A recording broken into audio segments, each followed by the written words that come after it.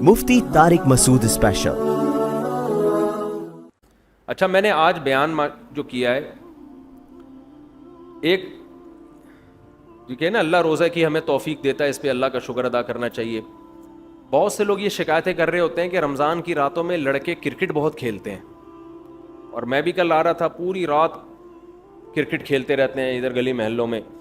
تو مجھے شکایت بھی بعض لوگ کہتے ہیں یار ان کو منع کرو۔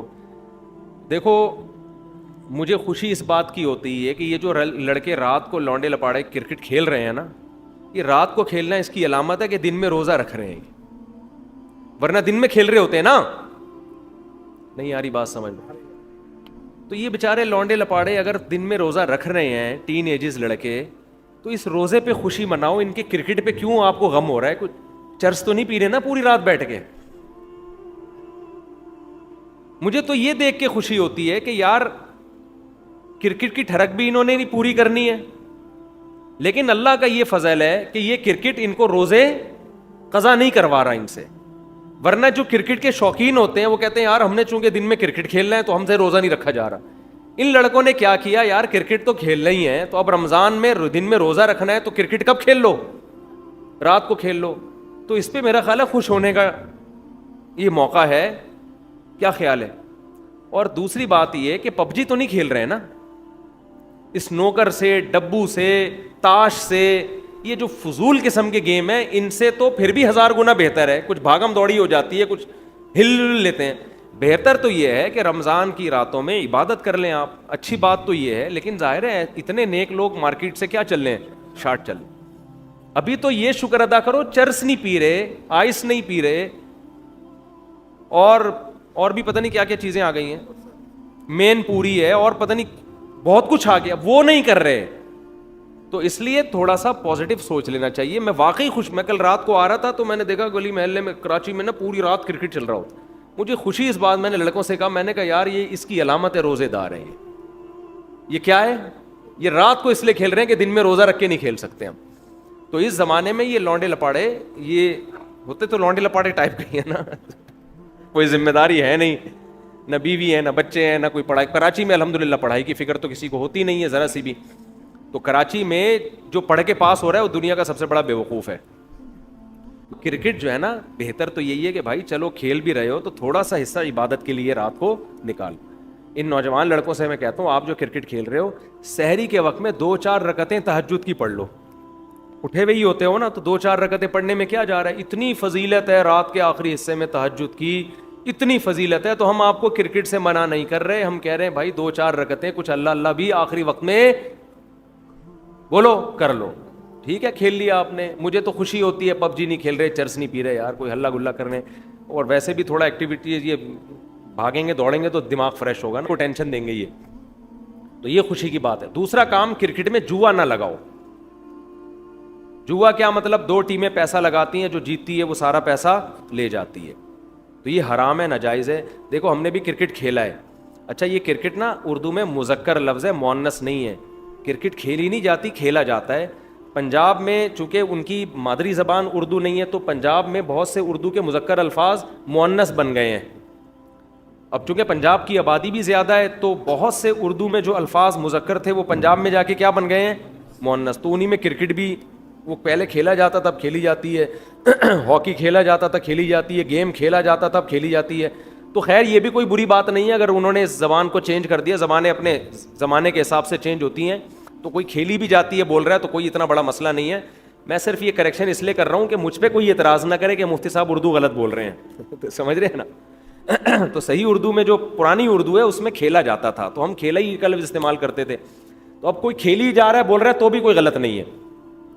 تو کرکٹ میں ہم جب کھیلتے تھے تو میں اس بات کا اہتمام کرتا تھا، میں کبھی بھی الحمدللہ مجھے یاد نہیں پڑتا میں نے جوا کرکٹ میں کھیلا ہوں۔ ہماری بھی ٹیم تھی فرینڈس کرکٹ کلب کے نام سے، ٹیشن بازیاں اس کی بھی بہت تھی، تو میں یہ کہتا تھا میں پیسہ نہیں لگاؤں گا، سمجھ رہے ہیں؟ اب مجھے وہ ٹیم میں شامل کرنے کے لیے انہوں نے مستثنی کیا ہوا تھا کہ بھائی یہ تھوڑا مولانا ٹائپ کا آدمی ہے، یہ پیسہ نہیں لگا رہا۔ میں کہا بھائی ہم فری میں کھیلیں گے تو ٹھیک ہے۔ تو مجھے اگر ٹیم نے پیسہ لگایا ہے اور آپ نے نہیں لگایا تو آپ کے لیے جائز ہے کھیلنا، کیونکہ آپ نے اس میں جوئے میں براہ راست شرکت نہیں ہے, تو اس کو گناہ میں تعاون نہیں سمجھا جائے گا, اس لیے کہ آپ تو اپنا کھیل رہے ہو, وہ تو جو پیسہ لگائے گا وہ حرام کر رہا ہے. ایک کام تو یہ کرو کہ آپ پیسہ نہ لگاؤ, سمجھتے ہو پیسہ لگانا ہے تو کوئی تھرڈ پارٹی لگا دے, کہ 2 ٹیموں میں جو جیتے گی, تو سیٹھ لوگ ہوتے ہیں نا اسپانسر کرتے ہیں, تو سیٹھ لوگوں کو بولو یار ہم آپ کی کوئی کمپنی کی پروڈکٹ مشہور کر دیں گے, ہم دونوں ٹیمیں کھیل رہی ہیں, آپ کی جو ہے نا وہ کوئی بھی کمپنی ہے, کوئی بھی بزنس ہے, یا خود آپ ہیں, آپ کو ہم تھوڑا پروٹوکول دے دیں گے کہ یہ اسپانسر انہوں نے کیا, یہ بہت نیک آدمی ہے, ان سے دم کرواؤ. تو سر آپ جیتنے والی ٹیم کو اپنی جیب سے کیا دے دیے گا, پیسے دے دیے گا. اس طرح کر لو, ایسے مل جاتے ہیں مارکیٹ میں اسٹیٹ, بڑے دل کے ہوتے ہیں, وہ کہتے ہیں چلو یار بچے کھیل رہے ہیں خوش ہو جائیں گے, تھوڑا ہماری حوصلہ افزائی ہو جائے گی, تھوڑا ہم پارٹی کر دیں گے, کھلا دیں گے. تو یہ جوئے سے بچاؤ اپنے آپ کو, ایک کام. دوسری بات یہ, کرکٹ چاہے دن میں کھیلو یا رات میں, جماعت کی نماز مت چھوڑو. میں اپنی تعریفیں نہیں کرتا, ہمارے اندر جو برائیاں ہمیں پتہ ہیں, لیکن کچھ چیزیں بتانی پڑتی ہیں موٹیویشن کے لیے. میں جب کرکٹ کھیلا کرتا تھا تو این جماعت کے ٹائم پہ نا بعض دفعہ میں وکٹ کیپر بنا ہوا ہوتا تھا. ہمارے جو بچپن کے دوست ہیں وہ جانتے ہیں, جماعت کھڑی ہونے والی ہوتی تھی, میں فیلڈنگ چھوڑ کے چلا جاتا تھا. ہمارے کیپٹن بھی بعض دفعہ چیختے تھے یار ادھر کھیل ہو رہا ہے تم ادھر, وہ کہتے تھے بعد میں پڑھ لینا. میں کہتا بھائی جماعت بعد میں نہیں ہوتی, وہ جب ہوتی ہے جو ٹائم ہے اسی ٹائم پہ ہو, اسی طرح کھیلنا ہے تو کھیلیں گے, نہیں تو ہم نہیں کھیلیں. تو وہ بعض دفعہ پوری ٹیم ٹینشن میں آ جاتی تھی. تو شاید یہ 2-4 اللہ نے قربانیاں ہم سے لے لی جس کی وجہ سے آج میں ممبر پہ بیٹھا ہوا ہوں. شاید ویسے تو ہمارے اعمال میں کوئی نیکیاں, میں جب ماضی جھانکتا ہوں تو کوئی ہمیں کچھ نہیں ملتا, خالی ہے, صفحات جو ہے نا وہ نیک اعمال سے خالی پڑے ہوئے.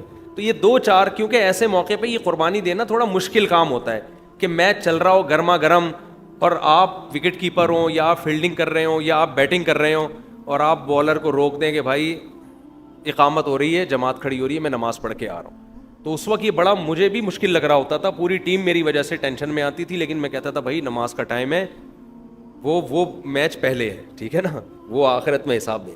تو یہ 2-4 اللہ نے شاید ہم سے قربانی کے کام لے لیے جس کی برکت ہے آج میں ممبر پہ بیٹھا ہوا ہوں. یہ بھی ہو سکتا ہے یہ اللہ کی طرف سے ڈھیل ہو, یہ تو آخرت میں ہی پتہ چلے گا کیا حقیقت ہے. نوجوان طبقے سے میں کہتا ہوں کہ دیکھو جماعت کی نماز پہ کمپرومائز نہیں کرو. ہم تو کھیلتے ہوا چھوڑ دیتے تھے, آج میچ دیکھ رہے ہوتے ہیں تو نہیں چھوڑتے, وہ دیکھنے میں جماعت چھوڑ دیتے ہیں, میچ میں اتنا مگن ہوتے ہیں, ادھر حی علی الصلاح حی علی الفلاح کی ندائیں گونج رہی ہیں, قد قامت الصلاح قد قامت الصلاح, اور آپ اس میں لگے ہوئے ہو. تو مسلمان کھیلتا بھی ہے, یہ فزیکل ایکٹیویٹیز ضروری ہیں صحت کے لیے, آپ کی فزیکل فٹنس کے لیے, دماغ کو فریش رکھنے کے لیے, لیکن اللہ کا حکم میرے بھائی سب سے پہلے. اچھا ہم روزہ رکھ کے بھی کھیلتے تھے کرکٹ, اب سوچتے ہیں کتنے بڑے بے وقوف تھے. روزہ رکھ کے صبح کھیل رہے ہوتے تھے سحری کے بعد, پھر سارا دن جو ادھموئے پڑے ہوتے تھے نا, کیونکہ سحری کے بعد ہی آپ نے کھیل لیا, آپ کو تو گئے کام سے. تو اس وقت بچپن میں احساس نہیں ہوتا تھا کہ کیا حماقت کر رہے ہیں. تو پھر کیا ہے کہ پھر ہمیں جب چند دن ہوا نا تو پھر ہم نے کہا یہ کھیلنا ہے تو عصر کے بعد کھیلو. تو خیر آپ کھیلیں لیکن جوا نہ لگائیں, اس میں آپ کی ٹیم لگا رہی ہے تو آپ نہ لگائیں, بولیں بھائی میں بغیر جوئے کے کھیلوں گا, میں پیسہ نہیں لگاؤں گا. مل جائیں گے ایسے کچھ لوگ آپ کو, آپ جیسے, تو ان کی ٹیم بنا لیں, ایک مولویوں کی ٹیم الگ ہو جائے گی. کیا خیال ہے, یہ شریعت کی مطابق کھیلتے ہیں. تو اور جماعت کے ٹائم پہ جماعت سے نماز نہ چھوڑیں. پھر بے شک آپ کھیلتے رہیں, ہمیں کوئی اعتراض نہیں ہے, خوشی ہوتی ہے لڑکوں کو کھیلتا دیکھ کے نا, بھاگ رہے ہیں, دوڑ رہے ہیں, ہل رہے ہیں, کلابازیاں کھا رہے ہیں. یہ تو لائف ہے ان کام کرنے کی. چھاڑے بازی سے تو بچے ہوئے ہیں نا, جو لڑکیوں کے پیچھے بھاگنا اور گٹکے اور یہ ان ضلالتوں سے بچے ہوئے ہیں. تو اللہ تعالیٰ عمل کی توفیق. اور کوئی سوال تو نہیں ہے بھائی؟ روزے میں فارغ بیٹھے ہوئے نا سارے, پنجابی میں کہتے ہیں نا ویلا, ویلا کہتے ہیں. ہاں سحری میں اگر غسل فرض ہو جائے تو جلدی غسل کرنا ضروری نہیں ہے, خوب سمجھ لیں. کسی کو نائٹ فال ہو گیا یا غسل فرض ہو گیا رات کو, تو آرام سے فجر کی نماز سے پہلے غسل کر لے. وہ غسل نماز کے لیے ضروری ہے, روزے کے لیے ضروری نہیں ہے. کھا بھی سکتے. ہاں ابھی بتاتا ہوں. کلی تھوک نکلنے سے روزہ نہیں ٹوٹتا میرے بھائی, بلغم نکل لو اپنا ہو بشرطے کے, تھوک نگل لو, بلغم نگل لو, الٹی نگل لو, اس سے بھی روزہ نہیں ٹوٹتا. لیکن الٹی اگر منہ بھر کے ہوئی ہے فل اسپیڈ سے, پھر اگر نکلیں گے تو روزہ ٹوٹ جائے گا. تھوڑی بہت جو کھٹی کھٹی آج کل سب کو ہی لوگ کہتے ہیں ڈکاریں آ رہی ہیں, رمضان میں نا کھانے پینے پہ تھوڑا کنٹرول کریں. ابھی آپ کہہ رہے ہیں ملائی پراٹھے کی بات کر رہا تھا, ابھی کنٹرولنگ کی بات کر رہے ہیں, تو ملائی پراٹھا بھی کھائیں لیکن ایک کھا لیں نا پراٹھا, بہت زیادہ دو کھا لیں. اور پھر دیکھو پیٹ جو خراب ہوتا ہے نا, یہ گڑبڑ ہوتی ہے زیادہ کھانے سے نہیں ہوتی, بار بار کھانے سے ہوتا ہے. یہ خوب سمجھ لو, زیادہ کھانا بھی نقصان دہ ہے, اتنا نہیں ہوتا. ہمارے ہاں یہ ہے کہ لوگ ایک دفعہ کھا کے جب تک دوبارہ صحیح طرح سے بھوک نہیں لگتی دوبارہ کھا لیتے ہیں. یہ بہت خطرناک چیز ہے. اس کی مثال, آپ کو افطاری میں طبیعت سے بھوک لگ رہی ہے, آپ نے پھوڑ دیا, پکوڑے بھی پھوڑ دیے اور سموسے بھی پھوڑ دیے, کھجوروں کا ڈبہ پھوڑ دیا. آپ تجربہ کر کے دیکھو پیٹ خراب نہیں ہوگا آپ کا. لوگ کھا رہے ہوتے ہیں, ادھر سے لیمن کا شربت, ادھر سے یہ, ادھر سے کھا لیا, کنٹینیو جتنا کھانا تھا کھا لیا. اب آپ نماز پڑھنے کے لیے آئے, اب 10-15 منٹ کا درمیان میں آ گیا وقفہ. اب اگر ایک کھجور بھی کھاؤ گے نا وہ پیٹ خراب کر سکتی ہے. اب نہیں کھانا آپ نے جب تک دوبارہ شدید بھوک نہیں لگ جاتی. یہ اتنا بہترین نسخہ ہے نا صحت کا, اس کو زندگی کا. میں یہ نہیں کہہ رہا کہ افطاری میں پھوڑ دو, آپ تباہ و برباد کر دو. میں بتا رہا ہوں کہ پھر بھی نسبتاً بہتر ہے. اس سے اتنا نقصان, زیادہ کھانے سے بہت زیادہ نقصان نہیں ہوتا, بے وقت کھانے سے, بغیر بھوک کے کھانے سے زیادہ نقصان ہوتا ہے. سمجھ رہے ہیں؟ ہمارے ہاں لوگ رمضان میں ان کا وزن بھی بڑھ رہا ہے کم ہونے کے بجائے, بیمار بھی ہو رہے ہیں. وجہ کیا ہے؟ افطاری میں کھانے پینے کے بعد نماز پڑھ کے آئیں گے, اب بھوک کم ہو چکی ہوتی ہے, میدے نے اپنے ورک شروع کر دیے, اب آ کے دوبارہ کھا رہے ہیں. پھر وہ دیکھ رہے ہیں وہ میز کے نیچے سے پلیٹ کھینچی, 2 پکوڑے رہ گئے تھے, چلو یار. فریج میں جا کے دیکھا, یار وہ دہی بڑے تو رہ ہی گئے تھے, چارنے والے وہاں سے لے لیے, اور پھر وہاں سے کھجور کے ڈبے میں ہاتھ مارا. اب یہ جو جگالی کر رہے ہو نا آپ بکریوں کی طرح, بکری کا کام ہے سارا دن کھاتی رہے گی, مینگنیاں بنا کے نکالتی رہے گی. انسان میں مینگنیاں نہیں ہوتی بھائی, ٹھیک ہے نا. انسان کا ایک پراپر ٹائم ہوتا ہے, اسی حساب سے چلتا ہے انسان. تو اب آپ سارا دن جگالی, اب کیا کرنا ہے آپ نے؟ افطاری میں پھوڑ پھاڑ دیا تو اس کے بعد اب نہیں کھاؤ. اب اگر شدید بھوک لگتی ہے تراویح کے بعد, تراویح کے بعد آپ کھا لیں. لیکن میں نے تجربہ یہ کیا کہ تراویح کے بعد بھی اگر صحیح طرح پیٹ بھر کے کھا لو تو پھر سحری میں نہیں کھایا جاتا. تو بہتر یہ ہے کہ تراویح کے بعد بھی نہ کھائیں. اب سخت بھوک لگ رہی ہے تو تھوڑا سا کھا لیں. سمجھ رہے ہیں؟ کتنا کھا لیں؟ تھوڑا سا, تاکہ سحری میں پھر تمیز سے کھائیں آپ. تو تھوڑا سا کھا لیں آپ, اور اس وقت بڑا مزہ بھی آ رہا ہوتا ہے. تراویح کے بعد چند کھجوریں کھا لیں, کچھ شہد کھا لیا, مدت ذلہ لا لیا, دامت برکاتہ ملا لیا, جو فریج میں تھا کھا لیا. صحیح ہے نا. پھر جب آپ نے تھوڑا 2-4 نوالے لے لیے, جن کو چائے کی عادت ہے انہوں نے چائے پی لی, پھر آپ کو سحری میں ملائی پراٹھے کھاتے ہوئے مزہ آئے گا, اور وہ ہضم بھی ہوگا, وہ نقصان بھی نہیں دے گا. تو لوگ میرا پراٹھے اور ملائی والا بیان سن رہے ہوتے ہیں, یہ پوری ترتیب نہیں سن رہے ہوتے. یہ ایسے ہی ہے جیسے 4 شادیوں کا بیان تو سن لیا, حقوق اور عدل کا بیان آپ نے نہیں سنا. تو کھائیں, پراٹھے بھی پھوڑیں, ملائی بھی پھوڑیں آپ, لیکن شدید بھوک کے وقت پھوڑیں آپ. اچھا, سحری میں ایک چھوٹا سا کام اور کر لیں, بالکل اینڈ پہ سحری نہ کریں, کیونکہ پانی کے لیے پھر پیٹ میں جگہ بچتی نہیں ہے, اور پانی نہیں پیو تو سارا دن گزارنا مشکل ہو جاتا ہے. تو آپ 1 گھنٹہ پہلے سحری کر لیں, تاکہ 1 گھنٹے بعد پھر طبیعت سے پانی پی لیں. تو یہ بھی نہیں ہوتا تو جیسے چل رہا ہے ویسے چل رہے ہیں, زیادہ ٹینشن لینے کی ضرورت نہیں ہے. روزے میں خود ہی ایڈجسٹ ہو جاتا ہے, کچھ عبادت بھی تو ہے نا, اللہ بھی کچھ مدد کرتا ہے اس میں, تو اگر کر لیں تو زیادہ اچھی بات ہے.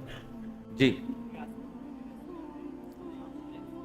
نہیں, یہ غامدی صاحب نے ایک شوشہ چھوڑا ہوا ہے کہ زکوٰۃ جو ہے نا ٹیکس کی طرح ہے, جب ہم ٹیکس گورنمنٹ کو دے دیتے ہیں تو ہو جاتا ہے, اس طرح ایسا نہیں ہے.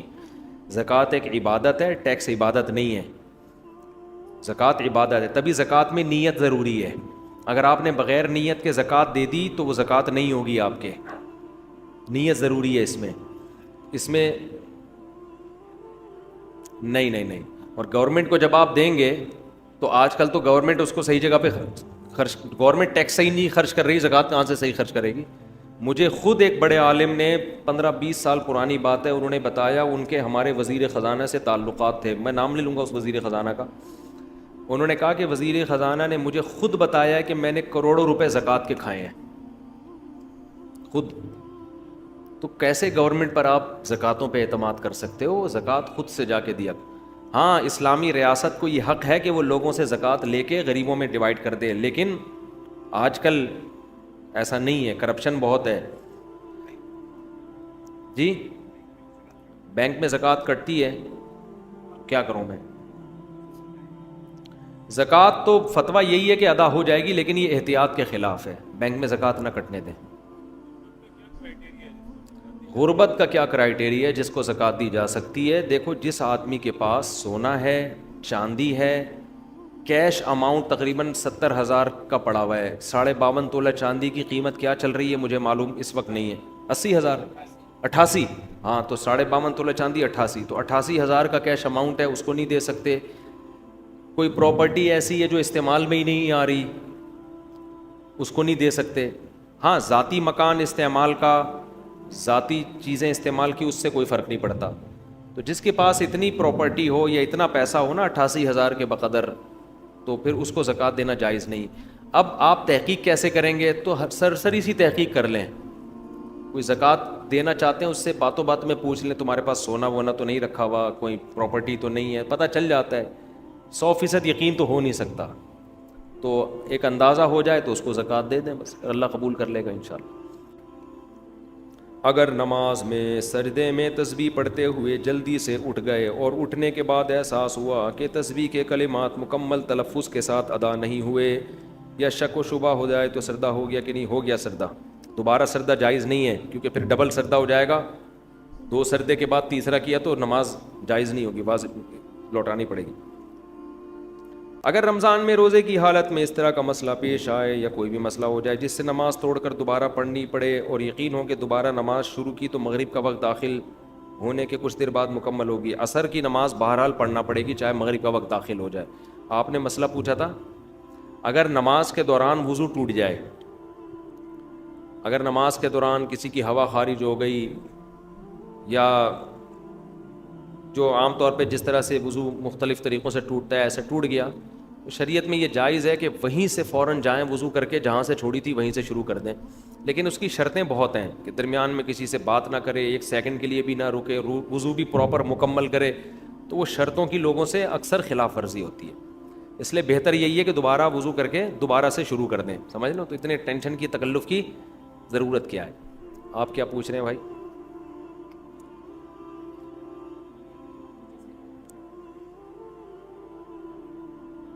اچھا, آپ کے بیٹے کو آپ کی بھابھی نے دودھ پلایا ہے, تو آپ کا جو بھائی ہے نا وہ آپ کے بیٹے کا رضائی باپ بن گیا ہے, ٹھیک ہے نا, تو اس کی بیٹی سے آپ کے بیٹے کا نکاح جائز نہیں ہے, وہ رضائی بہن ہے اس لیے جائز نہیں ہے نکاح. اور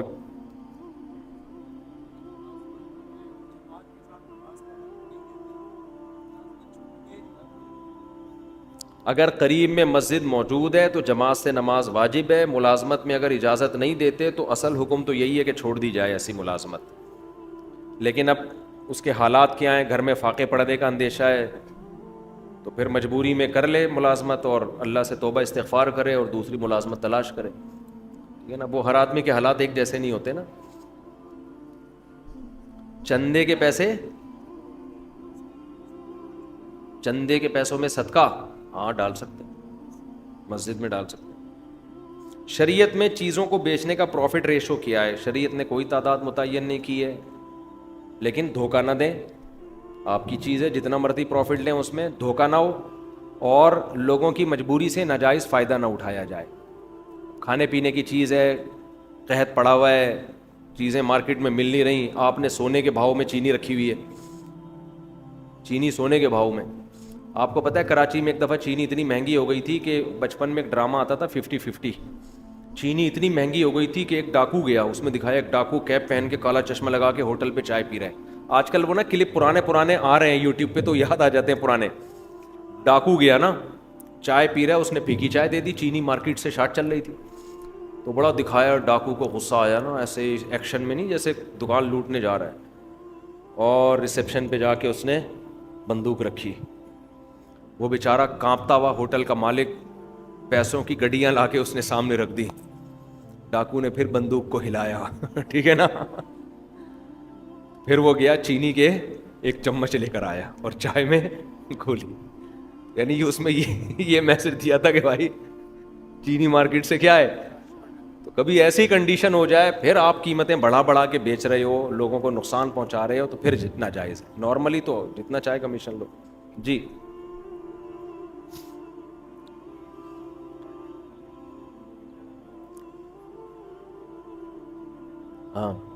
ہاں پڑھ سکتے ہیں, کوئی حرج نہیں ہے. نہیں اس میں کوئی حرج نہیں. جی ہاں, تصویر کا مسئلہ خوب سمجھ لیں. دیکھو تصویر جو ہے نا, تصویر اس کے مختلف درجات ہیں.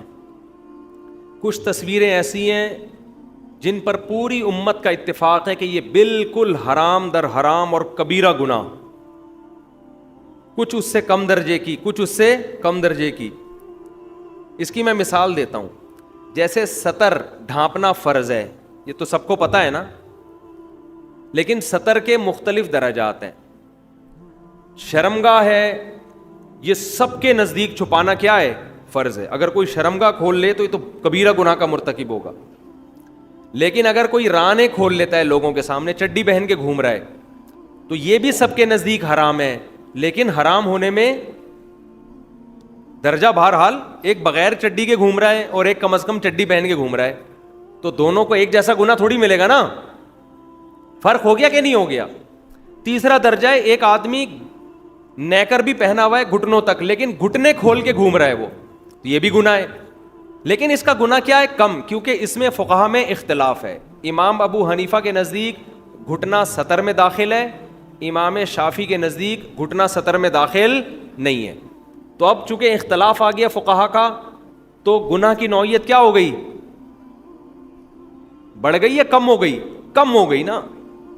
ناف جو ہے, ناف, اس سے نیچے کا ایریا تو سب کے نزدیک کھولنا حرام ہے. ناف بھی سطر میں داخل ہے یا نہیں ہے, تو امام ابو حنیفہ کے نزدیک سطر میں داخل نہیں ہے, امام شافعی کے نزدیک سطر میں داخل ہے. تو ناف اور گھٹنے کیا ہو گئے, اب اختلافی ہو گئے نا. اور مثال سے بات سمجھاتا ہوں. دیکھو ہم جو گوشت کھاتے ہیں ان میں کچھ گوشت ایسے ہیں جو حرام ہیں, لیکن ان کے بھی درجات ہیں. سور کا گوشت سب فقہا کے نزدیک حرام ہے. اگر سور کے گوشت کو کوئی حلال کہہ دے تو اسلام سے ہی خارج ہو جائے گا, اتنا سخت حرام ہے. باقی درندے بھی حرام ہیں, لیکن آپ اگر آتے رہیں, ایک اسٹیج ایسی آئے گی پھر جس میں اختلاف آنا شروع ہو جائے گا. یہ جو گو ہے, گو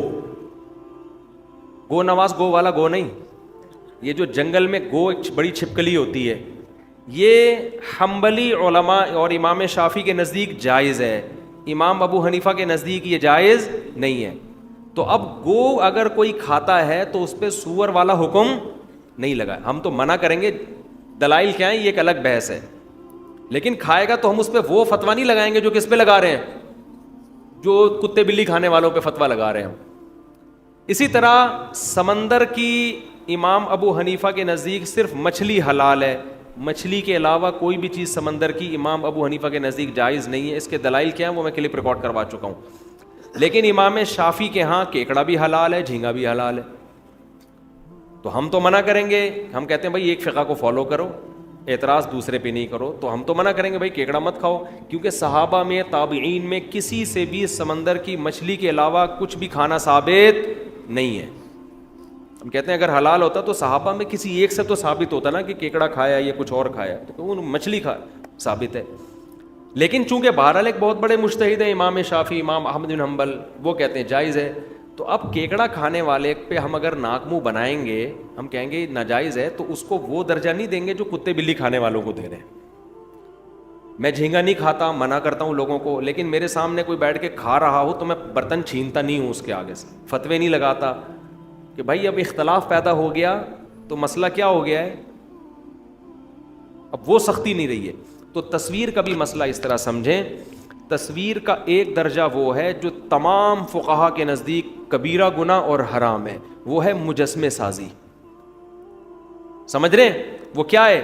مجسمہ، جس کو کہتے ہیں ظل، سائے دار تصویر، ظل والی، سائے والی.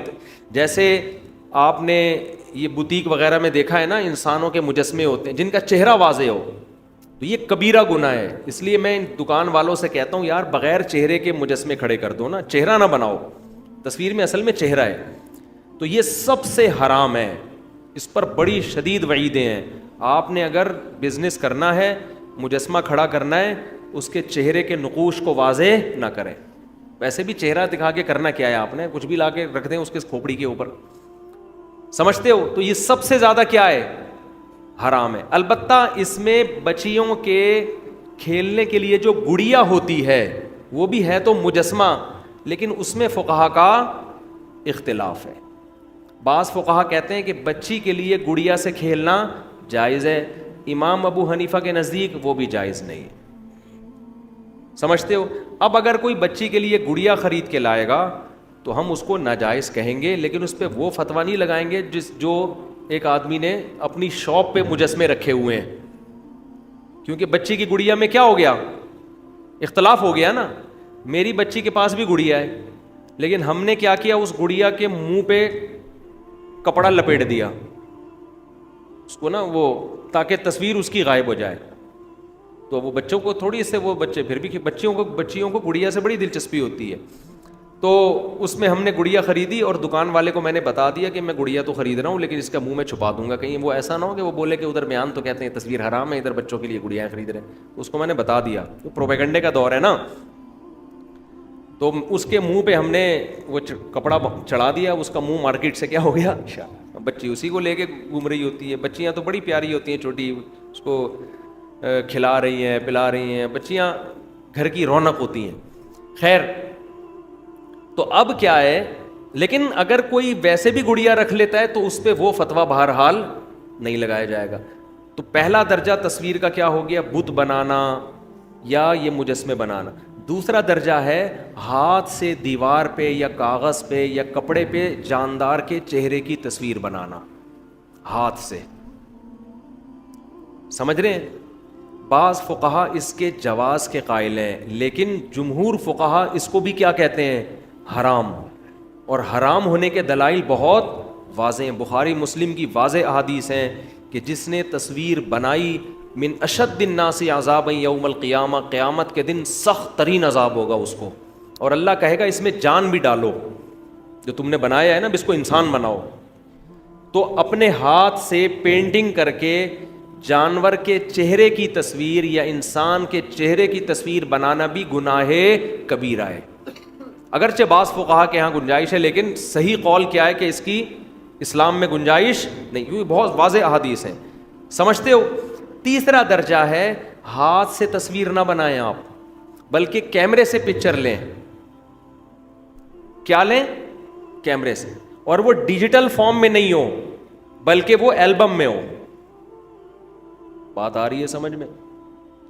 یہ بھی حرام ہے، لیکن اس کا درجہ تیسرے درجے پہ حرام ہے یہ، کیونکہ اس میں اس وقت کے بھی بعض علماء جو اہل حق بھی ہیں وہ اس کے جائز ہونے کے قائل ہیں. وہ کہتے ہیں یہ اس تصویر میں داخل نہیں ہے جس میں مزاحات لخلق اللہ، کیونکہ آپ کوئی نقل نہیں اتار رہے، آپ نے تو اللہ کے بنائی ہوئی چیز کوئی پیپر پہ محفوظ کر لیا. لیکن ناجائز ہونے کے دلائل ہماری نظر میں زیادہ مضبوط ہیں. سمجھ رہے ہو؟ لہذا ہم یہ کہتے ہیں کہ اپنے شادی کی البم میں جو آپ تصویریں کھنچوا کے البم بنا کے رکھتے ہیں، یا اپنے بلا وجہ پاسپورٹ کی ضرورت ہو تو ایک الگ بات ہے، آئی ڈی کارڈ کی ضرورت یا ٹریولنگ ہے تو وہ ایک الگ بات ہے. بلا وجہ شو بازی کے لیے ایسی تصویریں البم میں سجا کے رکھنا ہماری رائے کے مطابق جائز نہیں ہے. لیکن اس کے حرام ہونے کا درجہ دوسری قسم سے بہرحال کم ہے، کیونکہ اس میں اختلاف آ گیا. چوتھا ہے ڈیجیٹل فارم میں تصویر کو سیو رکھنا. پیپر پہ نہیں نکالی آپ نے، پرنٹ آؤٹ نہیں نکالا ہے، وہ کس فارم میں ہے؟ ڈیجیٹل فارم میں. سمجھ رہے ہیں؟ پرنٹ نہیں ہے. اس میں بہت سارے علماء اس کے جائز ہونے کے قائل ہیں، اگرچہ بہت سے اس کو بھی ناجائز کہتے ہیں، لیکن ہمارا جو رجحان ہے وہ اس کے جائز ہونے کی طرف ہے. اس کے دلائل کیا ہیں اس پر میں بہت پہلے کلپ ریکارڈ کروا چکا ہوں. تو اس میں بھی یہی ہے کہ چونکہ ہمارا تو اس کے یہ وہ تصویر میں کیونکہ یہ اور ہلکا ہو گیا نا معاملہ, کیونکہ اب تو یہ صرف ایک ریز ہیں, یہ اس کی حصی کوئی وجود ہے نہیں, اس کا حصی وجود نہیں ہے. اور جو تصویر سازی میں خرابیاں تھیں وہ بھی اس میں نہیں ہیں. تصویر میں تعظیم ہوتی ہے, لوگ بزرگوں کی تصویریں دکانوں پہ لٹکاتے ہیں, اسلام اس تعظیم کو پسند نہیں کرتا. ڈیجیٹل فارم میں جب تک تصویر ہوتی ہے اس میں تعظیم کا تصور نہیں ہوتا. دوسرا, اس میں مزاحات لخلق اللہ, اللہ کی تخلیق کا عنصر بھی ختم ہو جاتا ہے.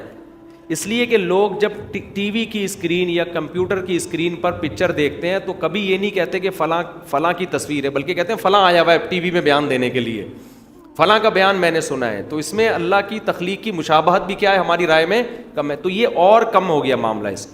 تو اس لیے ہم یہ کہتے ہیں کہ اگر آپ نے اپنی شادی بیاہ کی یادگاریں محفوظ رکھنی بھی ہیں تو البم میں بنانے کے بجائے آپ ڈیجٹ فارم میں اس کو محفوظ رکھیں, اپنی شادی کی ویڈیو بنا کے, پھر بعد میں اس کو دیکھ کے رویا کریں آپ, تاکہ بعد میں رونے کے لیے کچھ تو یادگار ہونا آپ کے پاس. سمجھ میں آ رہی ہے بعد میں آپ, ورنہ بھول جائیں گے کیا ہوا تھا میرے ساتھ, کس نے ٹوپی کرائی تھی, کس نے رشتہ بتایا تھا, کس انٹی نے آ کے غلط جگہ نکاح کر دیا. عورتیں یہ کہہ رہی ہوتی ہیں کس نے یہ بندہ میرے متھے لگا دیا, اور مرد کہہ رہا ہوتا.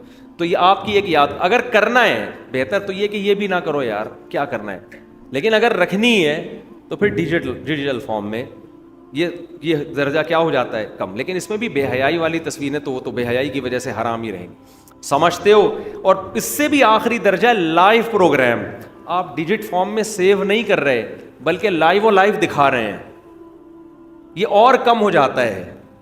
اس میں تو بڑے بڑے علماء اس کو تو کہتے ہیں اسے تصویر میں, کیونکہ بالکل عکس کی طرح ہے. جب تک شیشے کے سامنے آپ ہیں, نظر آ رہے ہیں, شیشے کے سامنے سے ہٹ گئے تو کیمرے کی اسکرین کے سامنے ہیں تو آ رہے ہیں, اور اسکرین سے ہٹ گئے تو غائب ہو گئے. تو لائیو میں تو اس میں تو کوئی دوسری رائے ہے نہیں. تو یہ تصویر کے کچھ احکام تھے جو میں نے بیان کر دی. شوہر اپنی بیوی کو طلاق دے کر دوسری شادی کر لے اور پہلی بیوی سے دوبارہ نکاح کر لے تو کیا نکاح جائز ہے؟ جائز ہے. اگر 3 طلاقیں دے کے کیا پھر تو جائز نہیں ہے, 3 سے کم دی ہیں تو جائز ہے, کر لینا چاہیے, اچھی بات ہے یار. ایک بھائی کسی نے اغوا کیا تو اس کی بیوی سے چھوٹے بھائی نے شادی کی تو بڑا بھائی 6 سال بعد واپس آ گیا تو بڑے بھائی سے نکاح ہی برقرار ہے اس کا. عورت کو چاہیے وہ عدت گزارے اور فوراً پہلے کے پاس چلی جائے. اور یہ غلط کیا تھا, اغوا ہو گیا تو نکاح تھوڑی ختم ہو جاتا ہے اغوا ہونے سے. یہ تھوڑی آپ کے میاں کو کسی نے اٹھا لیا تو اب آپ کا میاں ہی نہیں ہے جب تک نکاح پراپر طریقے سے ختم نہیں ہوگا وہ ختم نہیں ہوگا. اور گمشدہ ہونے کی بیس پر اگر عدالت نے, کورٹ نے نکاح ختم کر دیا کہ شوہر لاپتہ ہے, اور اس بیس پہ کورٹ نے نکاح ختم کر دیا تو پھر نکاح ختم تو ہوتا ہے, مگر اس طرح ختم نہیں ہوتا کہ وہ پھر یہ ہوتا ہے کہ یوں فرض کیا جاتا ہے پہلا مر گیا ہے, کیونکہ کہیں بھی نام و نشان نہیں مل رہا. تو پھر اگر پہلا والا دوبارہ آ جائے تو پھر عورت پہلے ہی کے پاس جائے گی, سمجھ رہے ہیں, دوسری سے عدت کرے گی پھر وہ پہلے کے پاس جائے گی. جی گھر میں بتا کے نہیں آئے ہو کہ بیان سننے آ رہا ہوں تو ماریں گے گھر والے, پوچھیں گے کہاں گئے, بولا وہ شادیوں میں بیان سننے گیا تھا, بول دینا یار. کتنی عمر ہے ماشاء اللہ آپ کی؟ 16 سال ہے. بولو یہی تو عمر ہے بیان سننے کی ابو.